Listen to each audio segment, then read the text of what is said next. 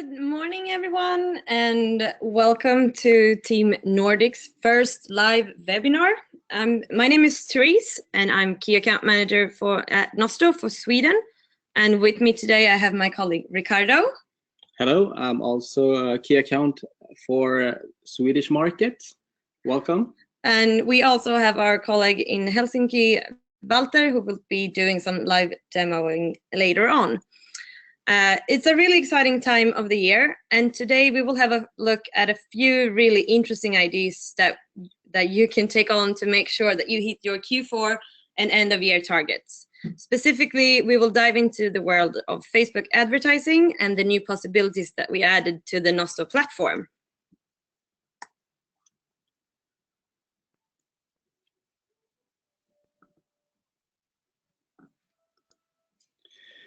In today's webinar, we will cover why you should allocate marketing budget for Facebook and Instagram ads, and also why it's worth driving those ads through Nosto. We have dedicated most of the webinar to show you new possibilities you can try with us at Nosto. And after the demo session, the floor is open for questions.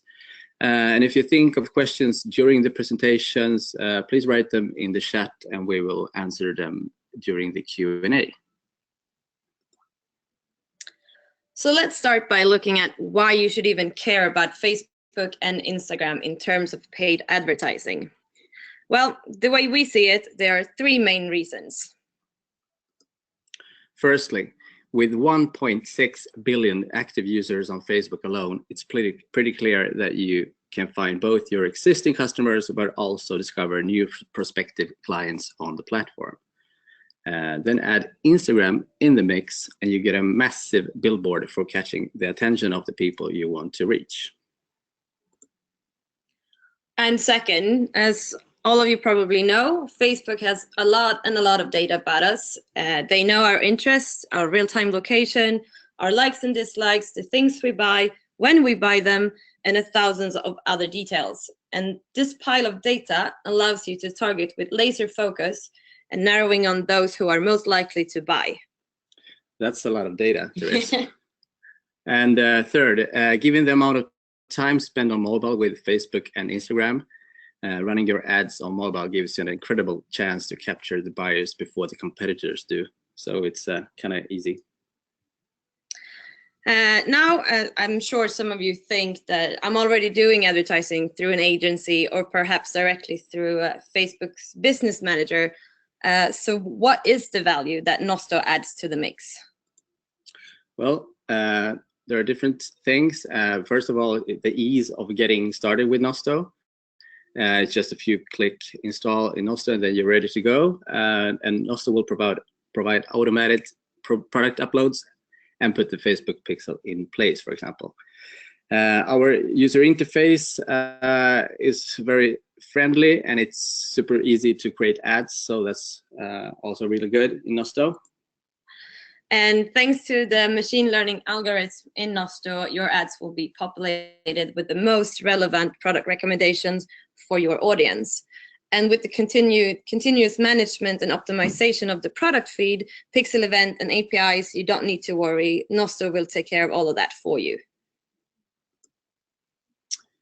Also, we're always striving to increase our sales. And we have our tip here is to add personalized recommendations, of course, on site with a behavioral pop-up, for example.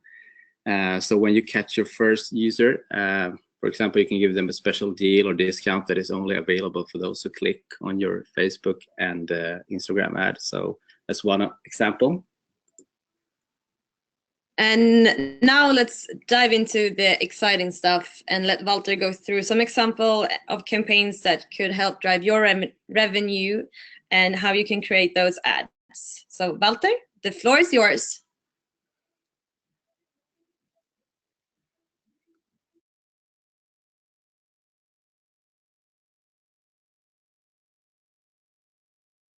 Thank you, Therese. So let's look at some different things that you can do with Nosto on the Facebook advertisement part. So let's start with the traditional funnel. The conversion funnel that starts with prospective and new customers that we want to drive into our store. And these can be created with a bunch of different metrics. We can do buyer lookalike targeting, where we take a pool of your original buyers or the customers who are actually buying something or converting at the store. We can narrow down by interests on Facebook because, as Therese said, we have a lot of data on this Facebook side on our customers, and for reaching out to these customers, we can match things that are actually in the catalog with interests and age groups and genders on Facebook. And let's just take a look at how we can set that up. So we have a demo store in mind here, which is called Kosto. Kosto is a Finnish small brand who sells beanies and hats. And the products are quite cool, as you all can see. All kinds of cool beanies with these little balls. If we explore Kosto in a way where they would like to reach out to relevant users on Facebook, let's go into Nosto and create a new ad campaign here. For attracting new customers, obviously, we can do demographic targeting, where we have to select our demographics. So we have to select our location, our age, our gender, interests, what devices they're browsing on, and what platforms we want to use. Do we want to use Facebook and Instagram, or only Facebook, or only Instagram? For buyer lookalike targeting, we narrow down the audience a little bit. So we take the 10,000 customers who actually bought a beanie, and then we try to reach out to other similar coffee drinking hipsters in the Helsinki area. Let's go ahead with creating a buyer lookalike targeting. At the moment, our potential reach is huge because we're going worldwide with all interests and all targeting options.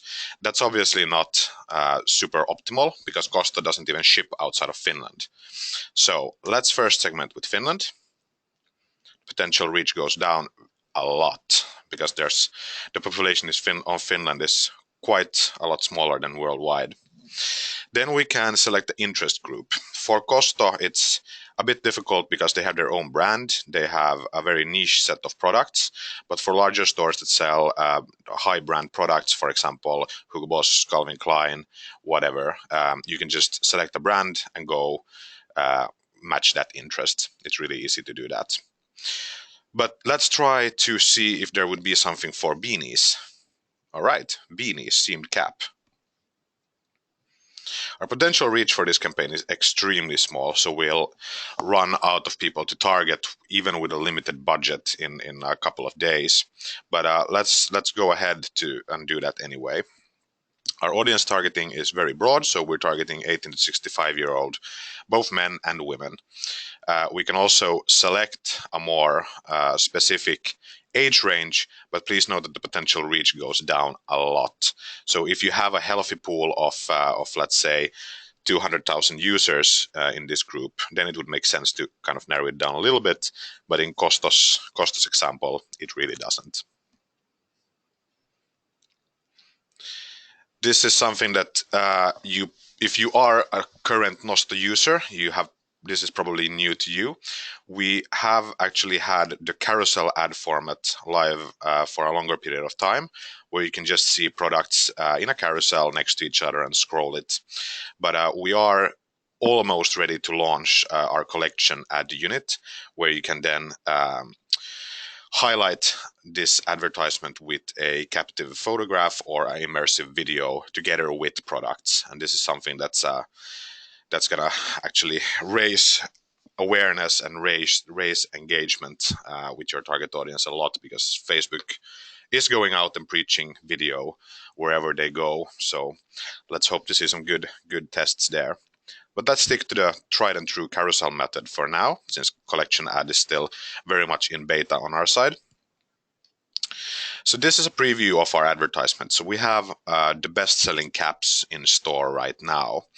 If we want to target people who are interested in beanies, which is a very narrow thing to do, we have to first tailor our marketing text to somehow satisfy the need for beanies. I know, I'm not a copywriter. Let's start with this. Looking at the include and exclude filters available from Nosto, we can filter this by categories, prices, brands. And for a large retailer that serves a lot of high name brands, would be easy to just go with Hugo Boss, for example, here, and then interest match it with people on Facebook. For Costa, we will have to look at the category hierarchy and find out that beanies is a separate category. Let's go forward with that and go back to the visual settings. So now we have beanies, and we're targeting people who are interested in beanies, and our marketing text is also promising the customer beanies. So this looks good.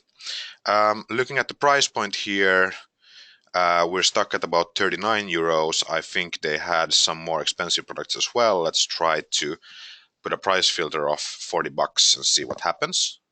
All right, wow, forest green. So now we have a little bit of a higher price point. We can play around with this and see the live preview and just figure out what the best use case for our business is. All right, so there aren't any products that are over 60 euros.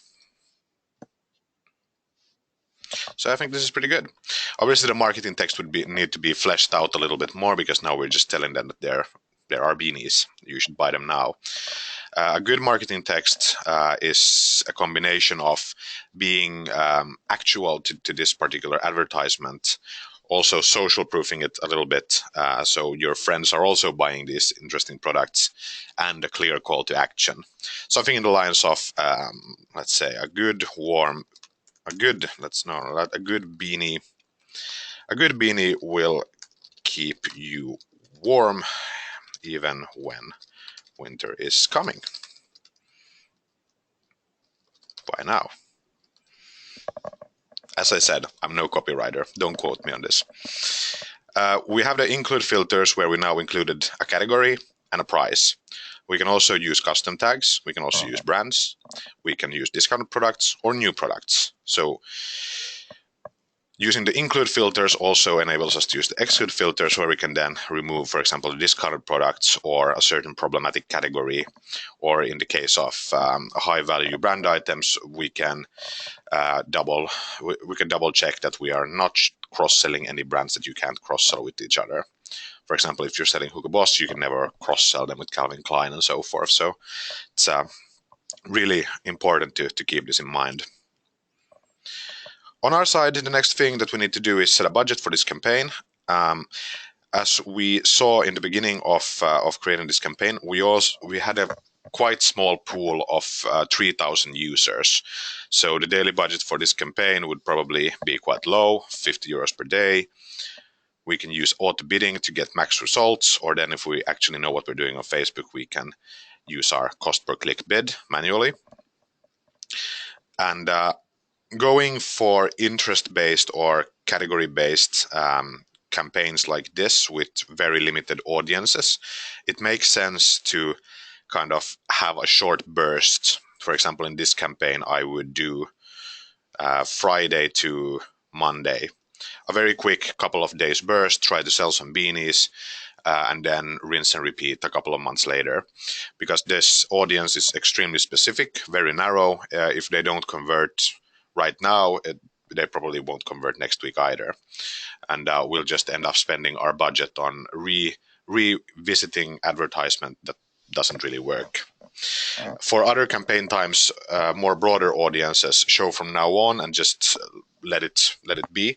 For example, if we do a very broad buyer lookalike targeting and we have hundreds of thousands of users in our pool, we can safely just leave the campaign on.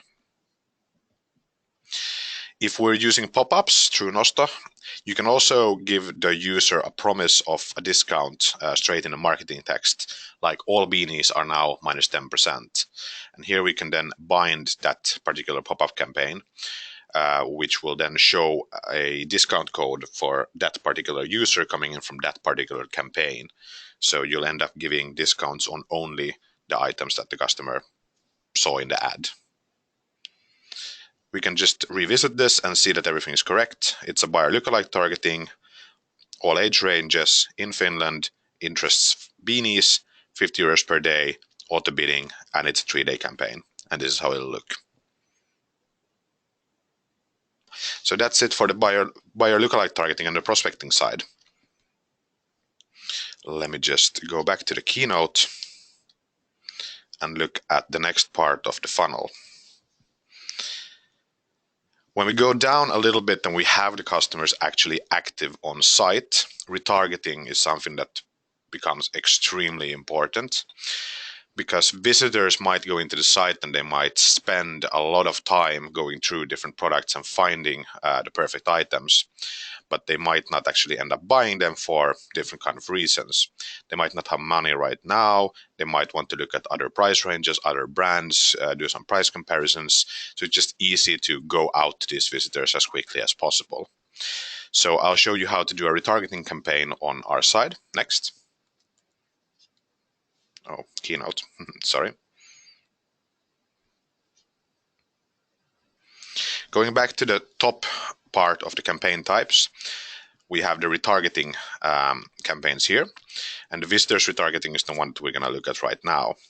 Kosto, as I said, is an extremely small store, a very small kind of conscious brand, so they don't really have a lot of potential reach in their visitors retargeting.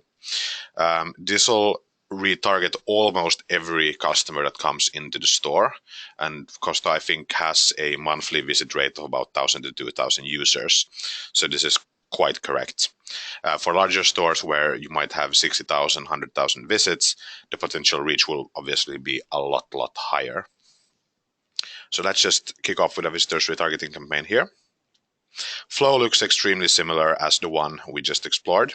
The interests aren't here anymore, but we can still choose to focus on a more narrow segment if we kind of know that only 25 to 35-year-old men actually convert something.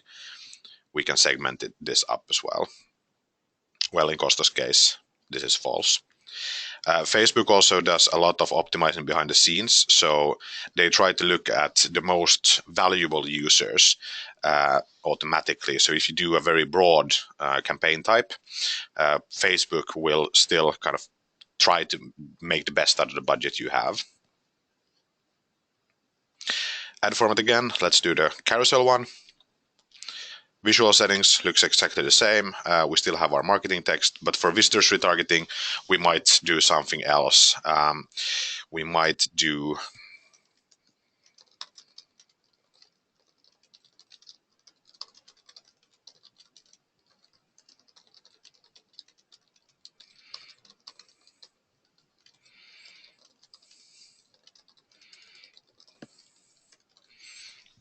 something like this. This is actionable for a user who just came into the site. I looked at some products. We have kind of a social validation. These favorite items are selling out fast, which creates an environment for the user to feel that these products are actually interesting and other people also want to buy them.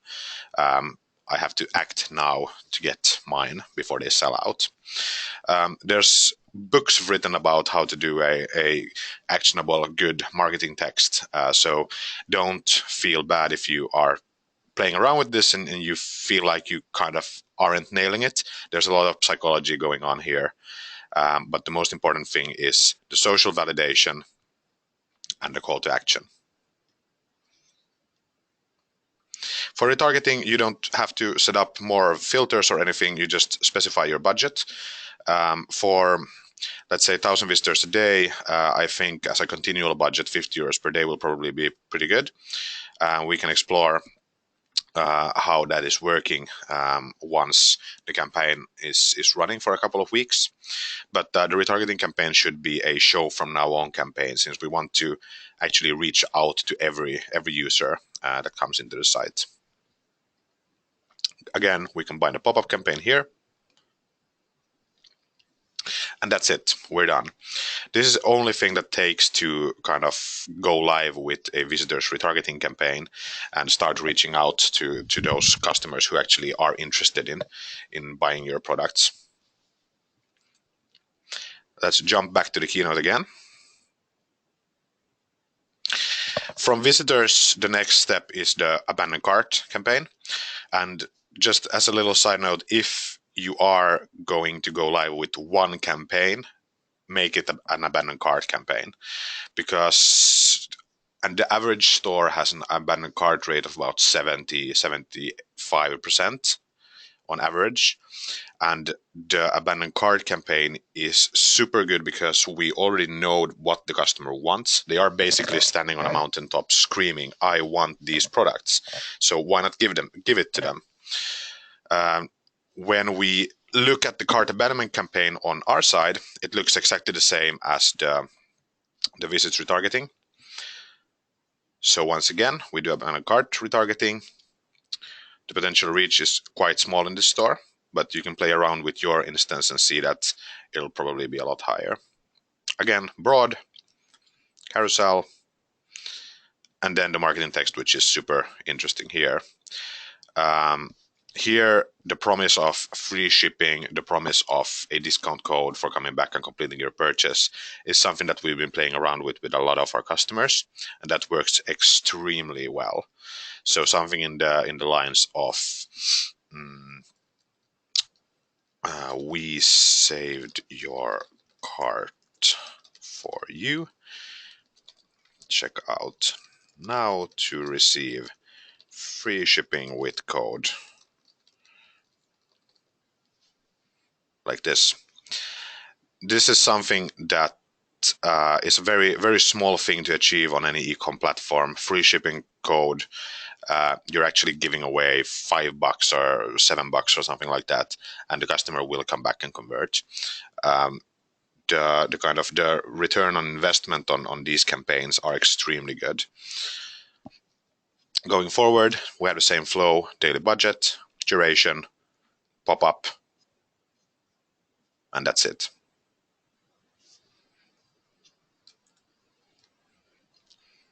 And then we go to the end of the funnel. So then we have our re-engaged recent buyers. Noting for the re-engaged recent buyers, these customers are by far the most expensive ones that we can reach out to. Re-engaged recent buyers have already made a purchase in the store and they're happy. And Facebook also knows that they have already made a purchase, and they might be people who usually do purchases.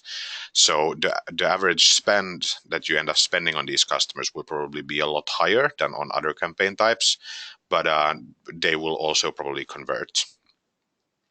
Here we also can do something interesting with the marketing text. So something that actually is actionable for a customer who has converted.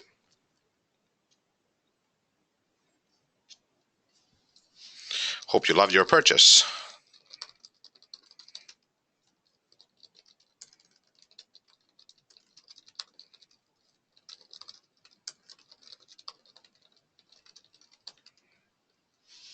Something like this. Hope you loved your purchase. Here are some items we think you might need next. By default, we will start showing the customer things that are related somehow to their previous purchase. So we have the purchase data. We know what they bought. For example, if you buy a pair of jeans, this campaign type might show you belts, tops, skirts, shoes, socks, whatever. Something that's kind of complementary to the original flow. And that's it. Let's go through the flow again. And here we go. When going forward with a lot of different kind of retargeting campaigns, visitor retargeting, abandoned cart retargeting, and re-engaging recent buyers, it's extremely important to note that the customers can only be in one audience at a time. So it doesn't matter if you kick off with all of these retargeting campaigns at the same time, you won't be end up like bombarding customers or spending a lot of money to reach them with 3 different campaign times. When a customer has visited the site, they're in the visit bucket. When they abandon a cart, they go from the visit bucket to the abandoned cart bucket. The same thing with the recent buyers. You go from either visitor or abandoned cart straight to the re-engage recent buyers bucket. And customers will drop out eventually from these buckets, and at some point we won't be able to retarget them anymore. So a healthy kind of pool of both new and returning customers will allow us to have these campaigns continuously ongoing with a healthy budget, and we will end up reaching out to all of the customers with the relevant campaign types. I actually think that's it. I'm gonna pass this back to Teresa and Ricardo. And remember to write all of your questions in the chat, and we will aim to kind of go through them as we go forward.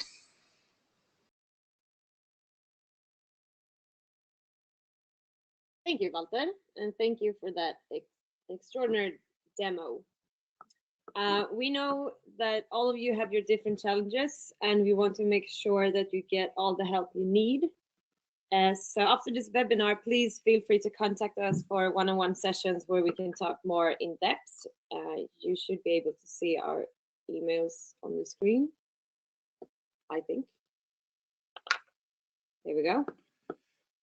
Just a second. So in the meanwhile, we can open the floor for questions. So Walter, do you have anything in the chat so far?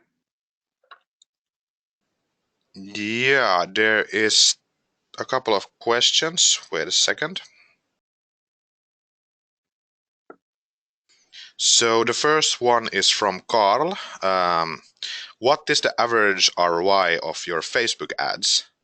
And that's a pretty good question. I'm surprised I didn't answer that myself during the pitch.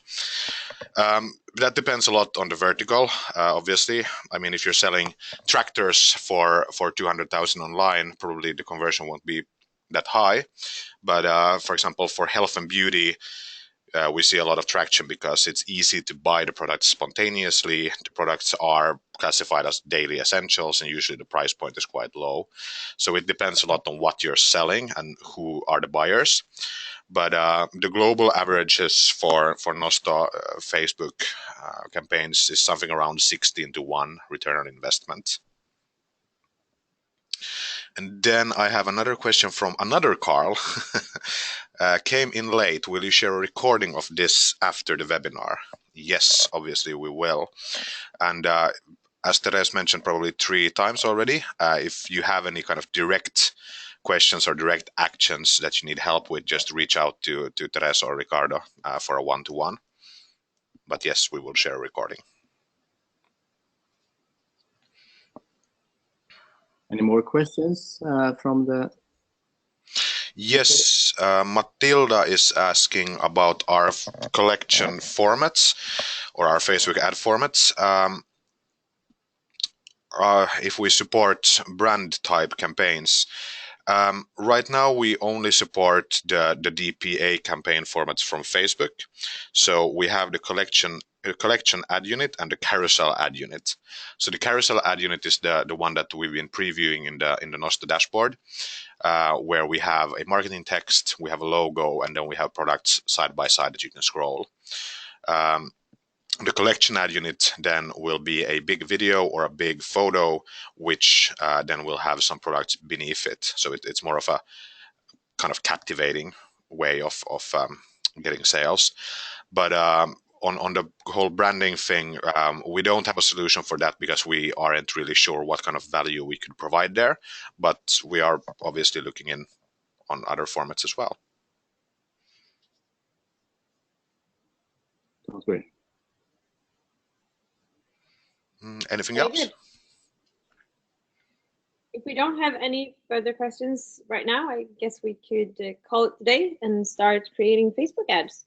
And as we mentioned 3 times, we have after this we have set up some times to answer your emails and to set up a meeting. So just email us and we'll just book a meeting right away.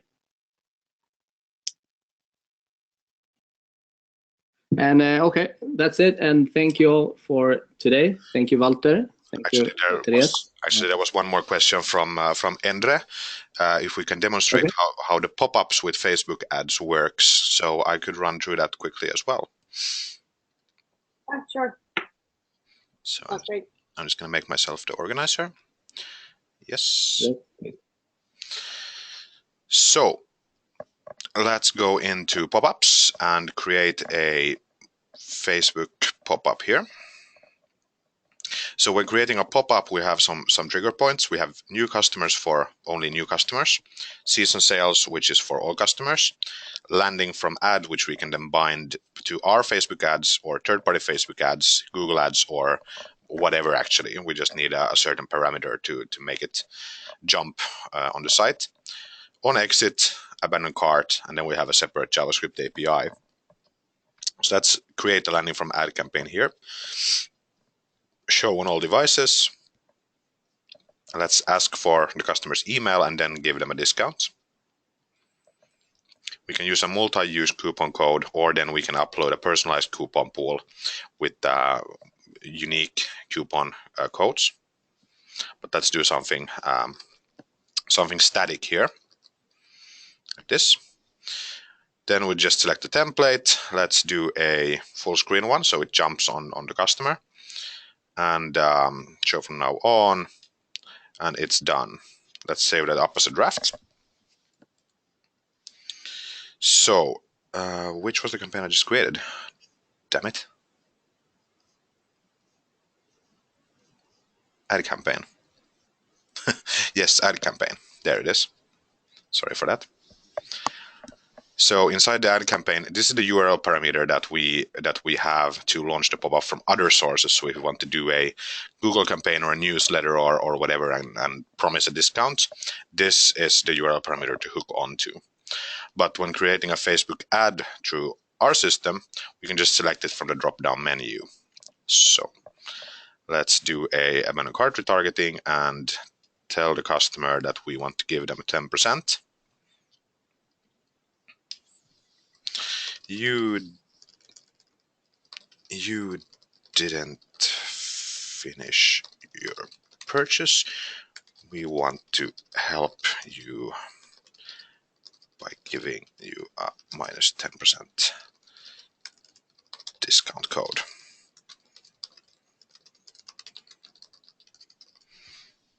Yes.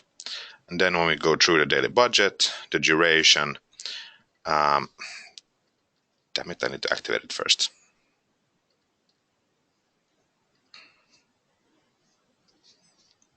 These are kind of safe to play around with because this pop-up will never be shown to a user unless they actually see this URL parameter.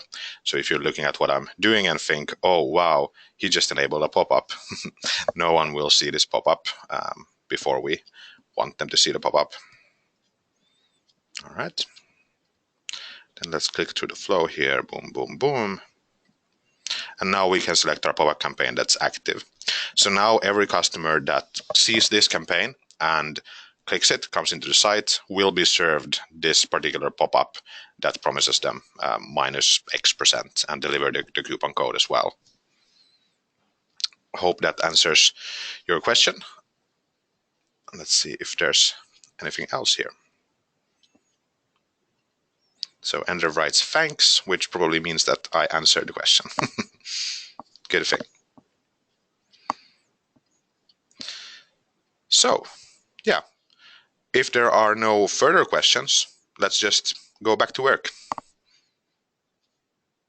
Thank you, everybody. Thank you, Walter. Thank you, Walter. Have a good day, everyone. Bye-bye.